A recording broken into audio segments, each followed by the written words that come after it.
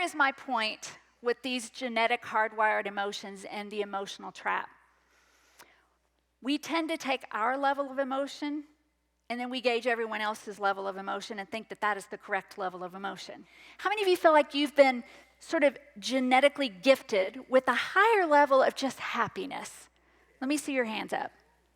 Okay, that is fantastic. You should recognize that and use that to be that light and those smiles, but be careful, right? Because there can be a downside to that. You know, you're trying to be positive and upbeat with everyone, and you have a friend whose puppy dies, and you say, dog dies, and you say, you could get a puppy. And they're like, my dog just died. Give me some compassion here. How many of you feel like maybe you've got the gift, you're a little more sad, a little more melancholy than the average person?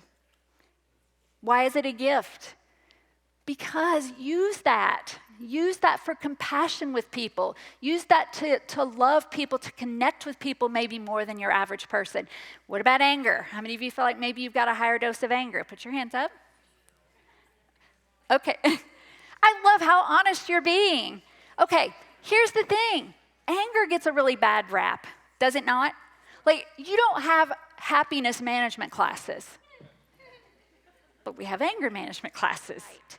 If you can rein that in and use that, I was traveling about a year ago. I worked for my father-in-law's company for a while, and I was traveling with one of the sales reps.